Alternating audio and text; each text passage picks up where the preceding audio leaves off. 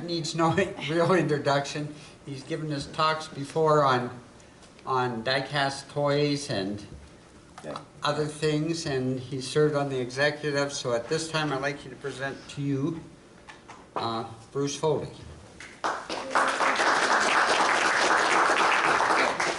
Away we go. Way you go. Well, I'm sort of a pinch hitter tonight, so you get what you get when you ask for a pinch hitter. And my background is that I started collecting dinky toys when I was a kid, because that's what my mother and my aunts and uncles gave me for birthday presents. And I've got some there that I got when I was a kid. And so I just went from there. But dinky toys are really a collectible dream. The reason being that they made many versions of the same model, but they put different colors on them, different wheels on them, different this, different that. So when you got the one with red wheels, you realize there's one with blue wheels. And my wife says, "What the hell? You got the same one?" And I says, "Well, you got all these Royal Dalton toys. They look the same to me, but they're not." Just dropped my notes.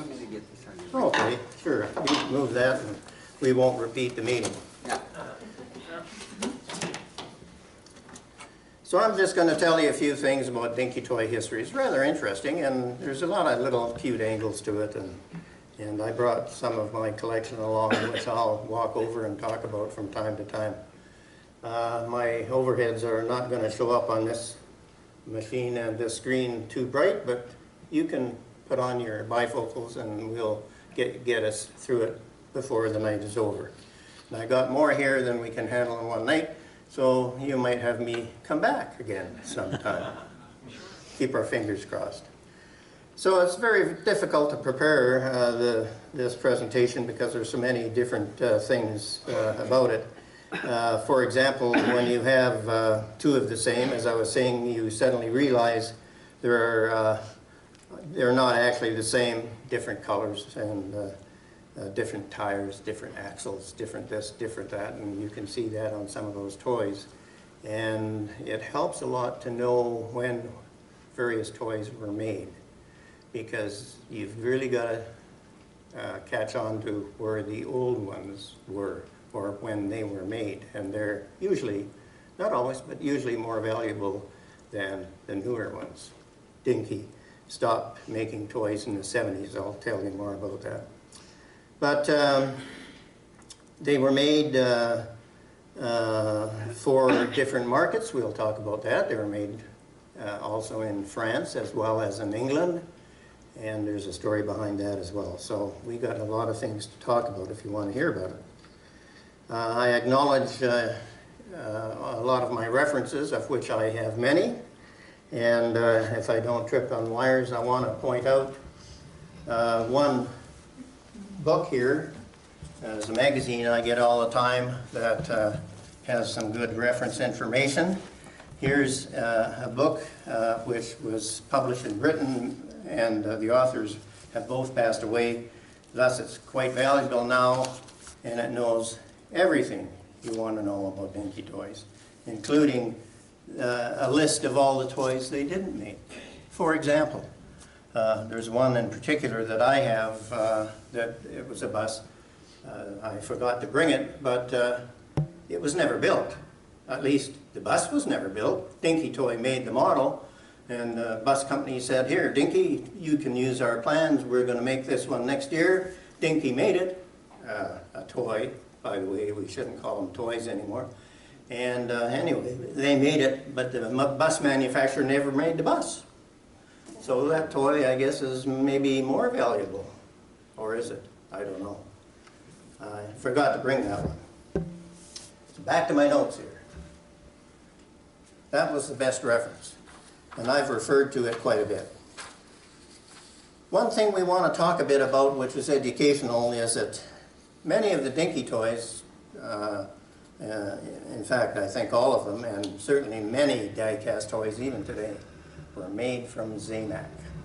Now, Zamac is actually an American term, but it's a zinc casting. Zinc castings have to, the metal has to be very, very pure. A very low percentage of defects or stray material is allowed. And when Dinky first started making die casts, they called it Mazak, and it was contaminated. So you have to be very careful when you get a hold of the older toys made before the Second World War. Many of them cracked and they disintegrated, in fact. And I've been at sales where I saw, wow, a hell of a bargain here for this Dinky, and you look at it very carefully, it's badly cracked, and it wasn't worth the price, because that toy was just going, I called it a toy again, that toy is just going to sit there and continue to deteriorate. So you have to be very careful. You won't find any there that were made out of the contaminated zinc, but there were a lot of them. That's one lesson. They called it zinc rot, by the way. That's enough about that. I guess we're all familiar with, all us older guys anyway, we're familiar with Zamac. That's what they made carburetors from and things like that. And it had to be, again, high quality. So if you see one, don't buy it. Frank Hornby was the man behind the Dinky Toys, and Hornby, you know, made the original little toy trains, and the Dinky Toys, some say, were designed, a lot of them were designed to match the Hornby trains in size, but I think they departed widely from there. I have one toy here which I just fished out. I spent years in the oil patch, and here's one that's got a set of Esso service station signs. Most people don't know this sign wasn't made to sell on the street. It was made as part of a set. The service station and gas pumps, there's a set of gas pumps in here, and all the little things. And Dinky, I don't think, had any great appreciation for scale. So that's another learning.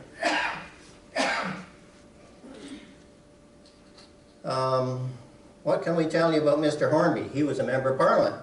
He actually died in 1936, and I know that he didn't really run the business. It was his sons that ran the business. And they made toys, again, there's that bad word. They made toys in France. And it's told that the reason for that was that his daughter married a gentleman who ran a factory in France. So they made a lot of Dinky toys for the French market. However, over the years, many Dinky toys were sold in other markets to the degree that there's quite a few toys there that say made in France. And generally speaking, they are worth more than the British ones. That's not always true. I want to turn it over and read Made in England by Meccano or Made in France. And that helps you determine the price.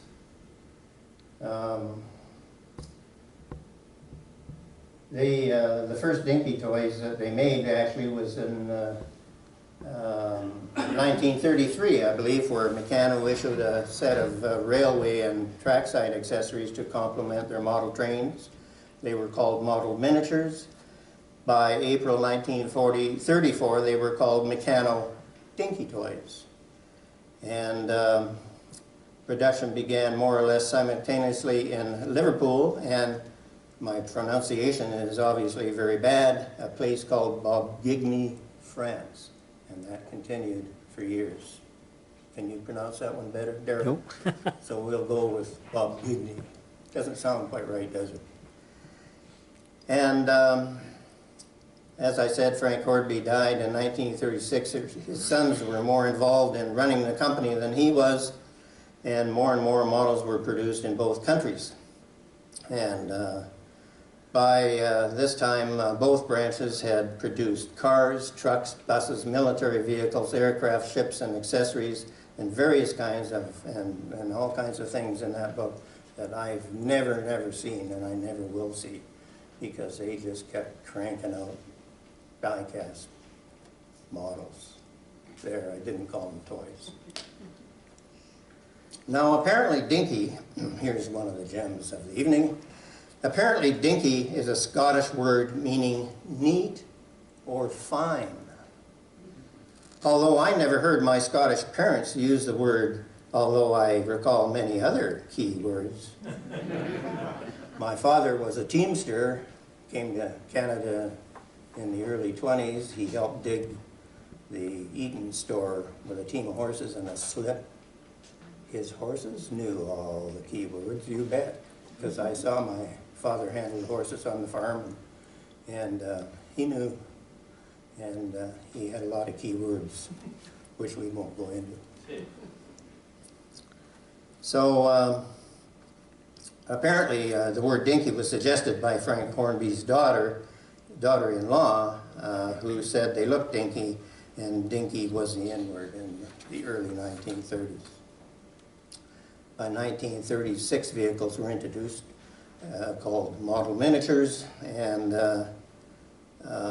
many were built in France, as I said before.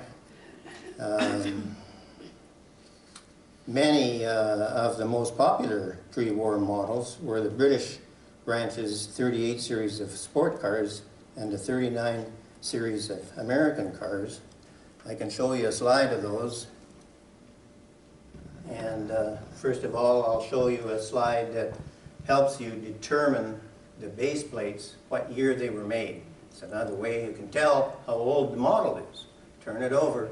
If it's got open base plate, it's of an earlier age, where on the right-hand side you can see the closed base, and that means it was built in later years. Here, if you can see that, is the 46 to 55 cars identified by their base plates, and they had different wheels. And in front is a Humber, Bentley, and Salmson British cars. And we have 48 to 50, 36 series toys, and they were all called by a certain series. And that continued on and on. And unfortunately, it got complicated, and that confuses everybody because they changed numbers from time to time, and that complicated issues. So here's another set of 38s. They were made only, guess this, for the U.S. market from 1946 to 55. And one of the things that I'll quickly tell you is that somebody would look at the base plate and look at the axles and the wheels, smooth hubs versus ridged hubs. The ridged hubs were older. You could look at it and say, aha, this is a pre-war model. Because when the war came, they couldn't make these toys. They went into the war effort. Same in France. And consequently, they put all the parts on the shelf. So many dinky toys began to be made again, manufactured, actually assembled. In 1945, guess what? They were using their parts from before the war. So it's hard to tell whether they were pre-war or post-war. But you get a pretty good idea by looking at the axles, the rims, the tires, and the base plates. It's all, a lot of it's, the history is actually on the base plate, which you can turn over. Have a look. I could pick up any toy here, and it tells you the model number and where it was built.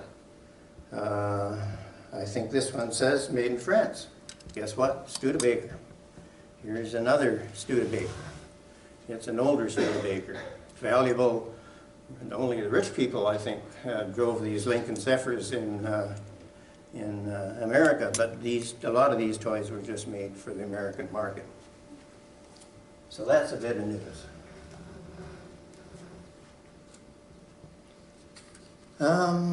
Where do we want to go from here? They made all of the following, which satisfied many interests. Cars, including race cars, I have some here. Commercial vehicles, vans, motor trucks, petrol wagons. We call them gas trucks, don't we? There is one petrol wagon here which was, I think, pretty sure it was made pre-war. Red one sitting there towards the back, I guess. Emergency vehicles, they made everything in town. And I'll show you a slide with some of those on it. Farm vehicles, military vehicles, many there. Aircraft, they made a lot of aircraft. I met a guy at the Edmonton shows years ago, Sid, I forget his name now, but Sid remembers him, I know. And he, I'm sure, had every Dinky Toy they ever made in Victoria. And I must admit, I got a few that he managed to sell me too. So and you can almost spot the good stuff. Public transport vehicles they made, ships, boats, hovercraft, novelty, space film, TV related models. This is something Daryl's very good at, and you can see a lot of his models down at the other end. Dinky made a lot. And they made accessories for the small stuff, little motorcycles and stuff like that, which you wouldn't recognize was in fact a Dinky. It was part of the Dinky set.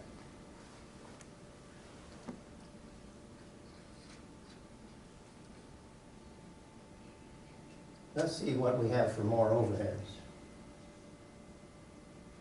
There's some cars that were made for the American market, 39 series, Oldsmobile, and the Lincoln Zephyr again, which was made 1945 to 50.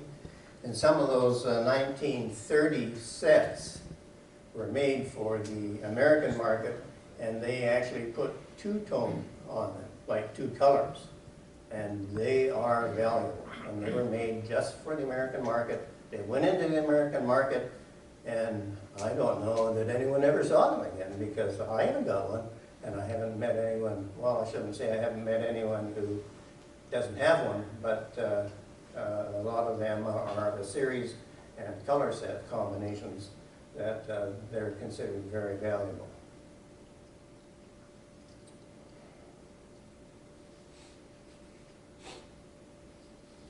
We'll try and speed ahead.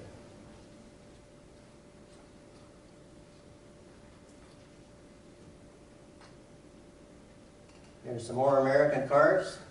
These are of the 1950s and 70s, and you can recognize many of them. I'm sorry the slides haven't got a better color on them on that screen, but you can see many of these American cars here. There's quite a number of Studebakers, Hudsons, and that sort of thing that make them very popular to the car collectors in Canada.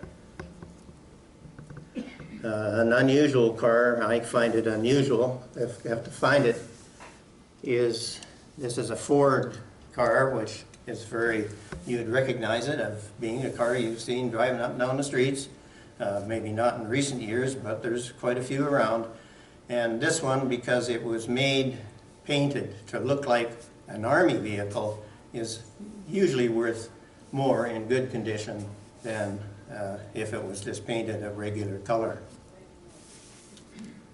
Now, they had a habit, I've got some examples, can't find one right now, but there's quite a number of vehicles that were made.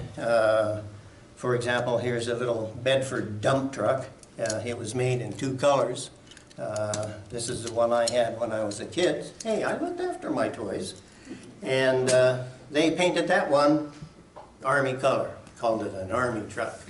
Well, I guess so, if that's what you want to call it. And they did that quite often.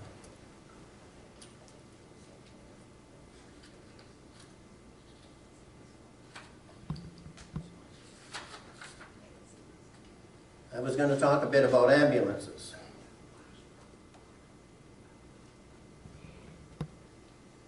There's more American cars. Here's the ambulances. So what about the ambulances? Back to the collector's dream again, particularly if you collect ambulances. Dinky made lots of ambulances, and this overhead shows some examples. And again, I learned that I don't have them all. My wife says I have them all. In the back row left, we have a Superior ambulance, number 263 it's called. It was manufactured in 62 up to 68. Some went to Denmark with a blue body, I'm told, number 267. Never seen one of those, but they were made just for the Denmark market. Some of them had a red flashing light. Okay, another model. And the one on the right, still in the back row, is something Superior, is another Superior Cadillac ambulance, number 258, 1971 to 79. And many cars were made for Denmark with a black body, which I do not have. Those models are out there somewhere. So if you find one, I guess you'll have to go to a foreign country, but it's possible there's one there. I'm sure there is. In the back row, there is a made in France Renault, a number 80F. They changed the number later to 1820, so you have to be a little cautious about that. That could be worth, I'll give you an example, about 150 mint and boxed. And keep in mind the box has to be mint too to get that price. Now, I got one of the price books here that I use, and you have to consider that all the prices are mint and boxed.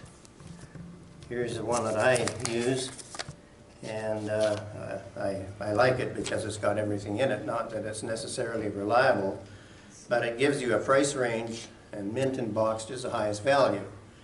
Mint unboxed is next, but if there's no box, you could get 50% less.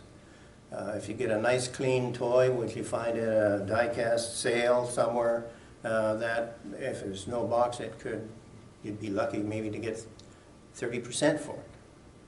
And if you found one ragged and you decided I'll take it home and paint it, which I've done quite a few, just for the heck of it, you really don't gain a lot of price by painting it. But it can be quite a challenge to match the paint and try and put it back together. And if you've got some Dinky Toys and other toys at home that you're missing parts for, by the way, they're very readily available. In fact, there's a fellow by the name of Jim Noble that's nearby in southern BC, and he manages to get quite a bit of it for me. He manages to get a little bit of my money too, but that's another story.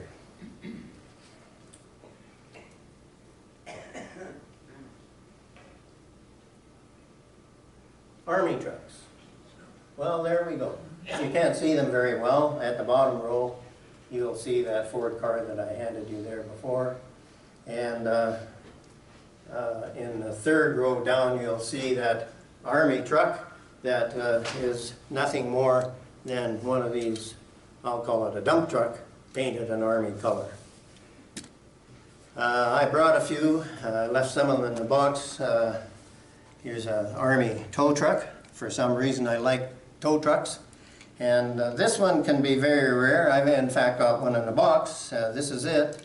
And it's a little more valuable than most. One of the reasons being it's got a very fragile tow mechanism on the back.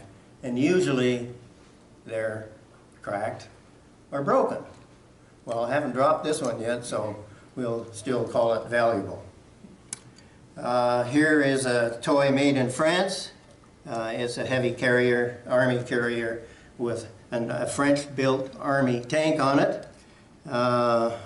Don't think I have a box for that.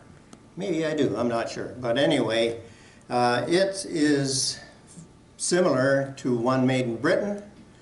This French one is narrower, neater, I think is much more attractive.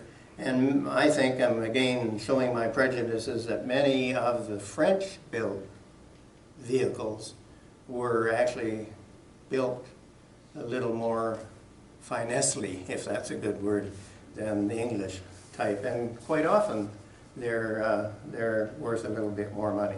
So when you see these toys at a sale, look at them and turn the base over and see if they were made in France or made in England.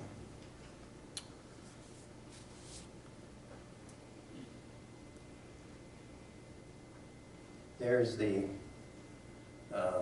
models of that carrier and tank, and the middle one and the top one actually are both British models. The top one is a newer model, the middle one is a later model, and the bottom one is the French model. Now, we can talk a little bit about race cars. And again, I tell you that, in my opinion, this is a collector's dream, because what do you want to talk about? There's all kinds of things that they made, and collecting things just goes on and on and on.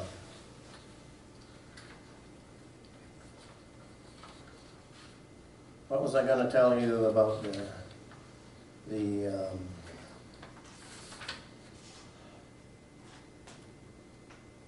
race cars? There's many there. I have a few here. I just brought a few. But Britain and Europe had a large racing, a very successful racing history. And they made many models of racing cars. And I don't know if the models were legitimate or not, but they made many of these cars. They made them in France and again made them in Britain, and they're still very collectible, especially if they're in good shape. Some of the older ones are in the front row, obviously. Got one there. I put this overhead together to demonstrate to you that they not only made large toys, like you see here, but they made small ones. And unfortunately, you can't see this overhead very clearly. If the overhead lights were on, you wouldn't see it at all, I guess. But I placed some of the smaller ones in the front, signposts, items that they made for train displays, gas station pumps, etc., and they were all in the front row. Included on that particular shelf was some of the super toys that they made. Now here's another thing that's rather interesting. That Dinky Toys came in many versions, and one of them was called Super Toy. Now, unfortunately, in my opinion, the Super Toy thing led to the demise of Dinky because it confused everybody. Now, they claimed that they had built a slightly larger model. They put Super Toy on the base. There's some there. You can see on the bottom that the casting says Super Toy. And I'll show you one that I had when I was a kid that is not a Super Toy, and it's the same casting. They called it Super Toy. So Super Toys were confusing, but there were some nice models as well.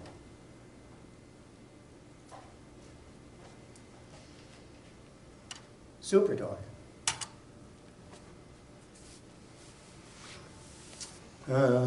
I'll pick on another one. I think this one was a Super Toy. Whoop. What about the Fodens? Yeah, the Foden. Yeah, it was a Super Toy as well. So we'll find a few of them. Here is a model which is a Constellation airplane, which is called Super G Constellation by Lockheed. Well, it's a pretty good model. You can have a look at it. It was also a Super Toy. At one point in time, it wasn't called a Super Toy. And here is a Comet airliner. They made a few versions of it. This one is not called a Super Toy. I have one at home that's called a Super Toy. But what it did, I think, was confuse people. And they changed the numbering system back and forth. And sometimes they called them Super Toy, and sometimes they didn't call them Super Toy. And that made people unhappy. So I think that somewhat contributed to the demise of the Dinky name. They suffered an identity crisis. And actually, if the truth be known, according to the records, Dinky was actually purchased by Lyons Brothers, Triang, as early as 1964, but they continued to operate in the Dinky factory and call them Dinky Toys. But it was in the late 70s that the Dinky Toys actually disappeared. But the later ones, towards, you know, in the 1970s, were actually made by Triang.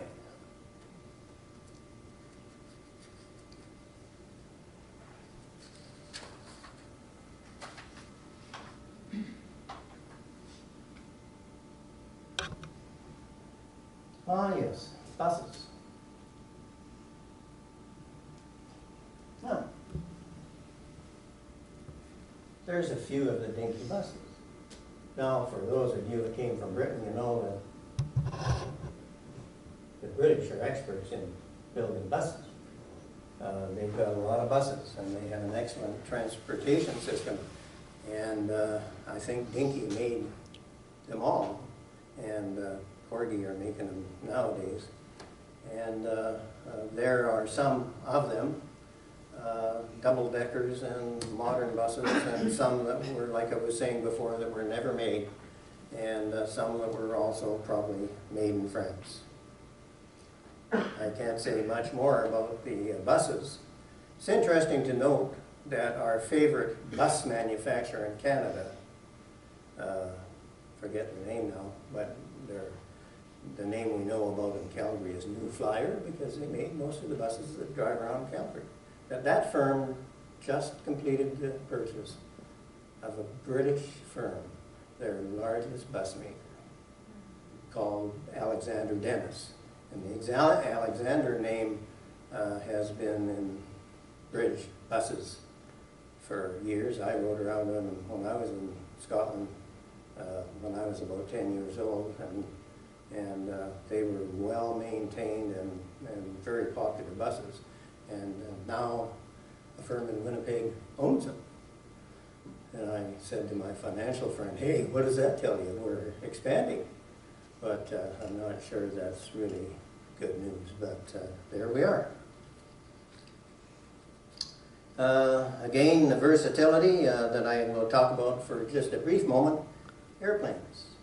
They made many airplanes. As I was saying, a fellow in Victoria, he had most of them.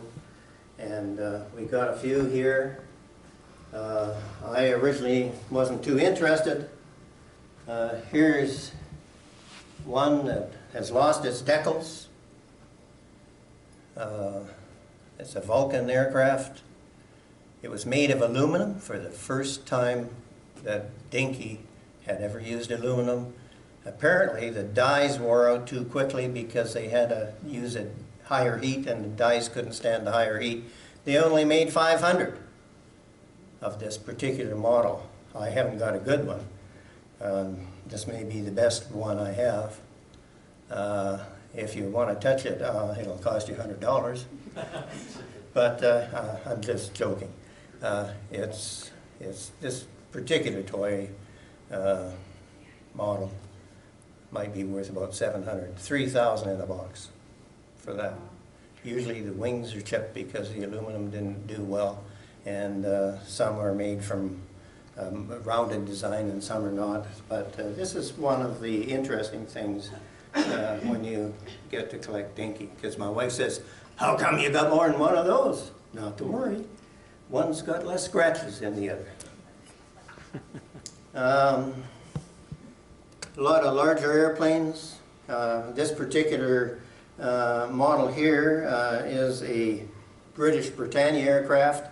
Interestingly enough, guess whose colors and symbols it's got on it? Canadian Pacific. There you go.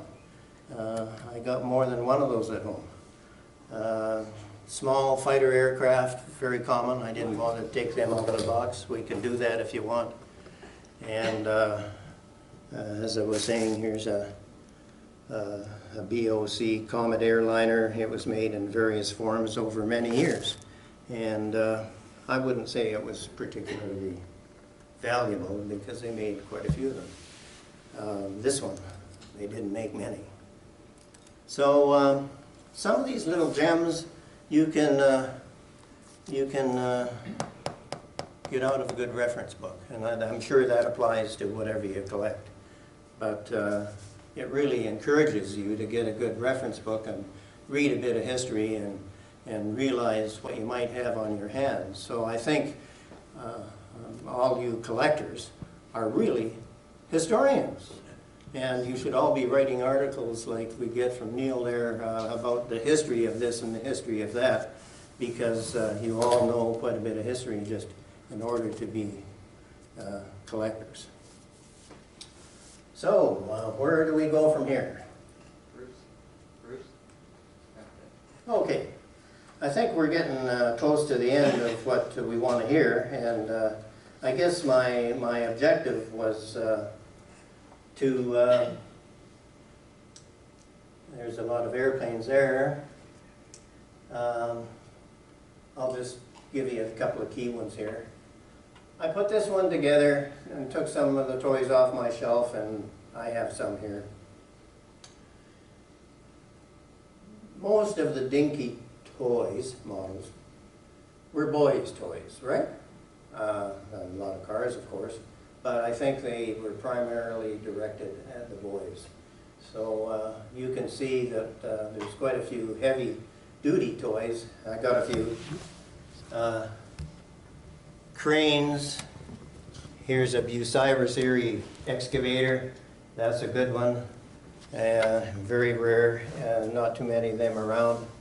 And Foden trucks, Leyland trucks, very popular with us boys. And here's one that I'm sure everybody's familiar with. It's a Foden with the chains on it, and darned if you can find one that has posts and chains on it. If you do, you're lucky. I went to my jeweler and I said, I need some chain. And I showed him what I had here, and I need to put some chain on it. And he dug around in his rummage box, and he found a chain that looked pretty good, actually. And I got one at home with a jeweler's chain on it. And he says, I'm so proud, I'm going home to my wife to tell her I worked on a big truck today. So he was quite happy to help. But they were all made for us boys, I think. So just a few notes. Eventually, Lyons Brothers Strang took Dinky over in the 70s. Dinky exports were made too. Now, here's the thing. If you go to France, you go to Germany, Holland, South Africa, United States, Denmark, and Belgium, you'll find Dinky toys because they shipped specially to those markets. And if you're looking for some diecast toys, you'll find some good ones in the United States and France and Belgium and Holland, because that's where they shipped them to. Dinky sent dies to other countries, and for one example is in India. They made a lot of what looked like Dinky toys in India because they got their dies from Dinky. So I think that pretty well covers it. I was going to tell you one other thing. I got a lot of history here on who the other toy manufacturers were, Lyons Brothers being an example. I should tell you about one. Only one I'll tell you about. And I brought one here. I may have another, but this is the one that I have sitting on my shelf handy. Budgie toys. They looked identical to Dinky toys. And I believe, if the history is known, they were actually owned by Lyons Brothers too. But they had a lot of toys that actually looked like Budgie, and they're worth just as much as the Dinky toys. So if you turn over a Dinky toy at a sale, and it's a Budgie toy, well, you might want to consider buying it. because there's not as many around, and at least in Canada, and you'll see quite a few of them. So I think I'll save any further remarks for maybe another time when I might come back and we'll talk more about their competitors and what they made and where they came from. It's really an intriguing part of collecting. One of the reasons being there's so many versions of this and that and every other thing, and like I've told you before, my wife doesn't agree because they're all toys, but different wheels, dear, different axles, dear, different color, you know, and on and on and on. And there's another good thing about Dinky Toys, or budgie toys. I can sneak them home in my pocket. That's it.